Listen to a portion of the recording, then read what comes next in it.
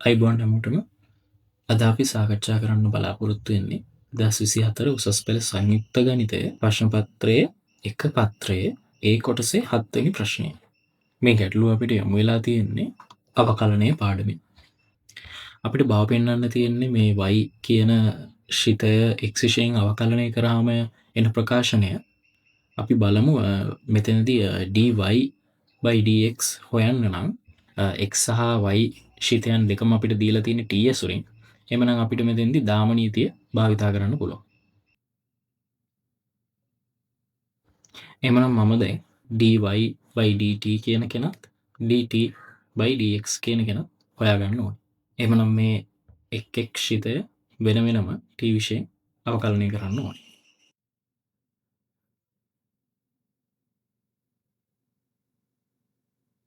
මෙතනදී ශිත දෙකක ගුණිතයක් විදිහට තියෙන්නේ. එතනදී ගුණිතයක් අවකලනය කිරීමේදී පළමු ශිතේ වතාවක් දෙවන ශිතේ අවකලය ධන දෙවන ශිතේ වතාව පළමු ශිතේ අවකලය විදිහට ලියා ගන්න ඕන. එහෙනම් මම දැන් මට මේ ලබාගත් ප්‍රතිඵල භාවිතා කරලා මේවා දාම නීතියෙන් මම ලියාගත් ප්‍රකාශනයට ආදේශ කරලා මට පුළුවන් මේ ප්‍රකාශනය සුළු කරගන්න.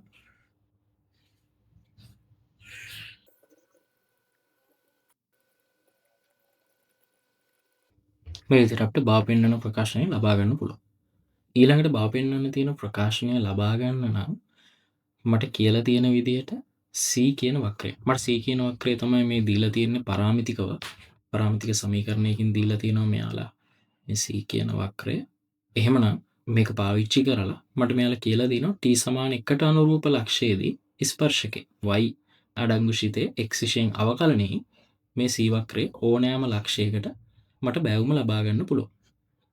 එහෙමනම් මම දන්නවා මේ c වක්‍රයේ t සමාන 1ට අනුරූප ලක්ෂයේදී අදින ස්පර්ශකයේ බැවුම dy බෙදීම dx මගින් ලබා ගන්න පුළුවන්.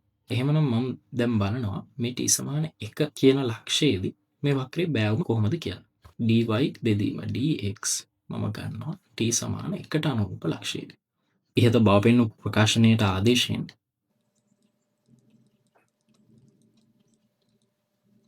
e වල පළවෙනි බලය e අපි දන්නවා ln 1 කියලා කියන්නේ ln 1 සමාන x නම් e වල x වෙනි බලයෙන් මේක කියලා කියන්නේ. ඒ කියන්නේ මේ x කියලා කියන්නේ බිඳුව. එහෙමනම් ln 1 බිඳුවයි e ධන 1 කියලා මට ලබා ගන්න පුළුවන්. එතකොට මේ මම ලබා ගත්තේ මේ ස්පර්ශකයේ බැවුම. මම ස්පර්ශකයේ ලියාගත්තොත් y සමානයි mx ධන c ආකාරයෙන් මේ m කියන කෙනා තමයි මේ ස්පර්ශකයේ බැවුම වෙන්නේ. එහෙමනම් මේ m කියන කෙනා තමයි දැන් e ධන 1 විදිහට මට ලියා ගන්න පුළුවන්. ඒ වගේම දැන් මෙයාගේ අනුක්‍රමණය වගේම අන්තක්ඛණ්ඩය මට තීරණය කරන්න පුළුවන් මේ ස්පර්ශකයේ t සමාන 1ට අනුරූප ලක්ෂය හරහා ගමන් කරනවා. එහෙනම් මම t සමාන 1ට අනුරූප ලක්ෂයේ y සහ x අගයන් දන්නවනම් මට මේ රේඛාවට ආදේශ කරලා මේ c හොයාගන්න පුළුවන්.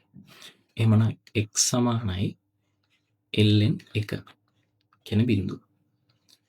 y සමානයි et කියන්නේ e වල පළවෙනි බලය ධන t ln t කියන්නේ 1 ln 1. මෙතනදී e වල පළවෙනි බලය e ln 1 බිඳුවක නිසා මේ පදේ නොසලකා හැරිය හැකියි.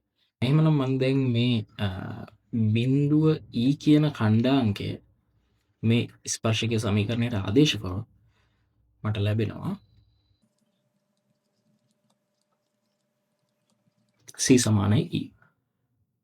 එහෙමනම් මට දැන් ස්පර්ශකයේ සම්පූර්ණ සමීකරණය ලියා ගන්න පුළුවන්. මේ ස්පර්ශකයේ 1a කියන ලක්ෂය හරහා ගමන් කරනවා නම් මේ 1a ලක්ෂය ස්පර්ශකයට ආදේශ කරනවා.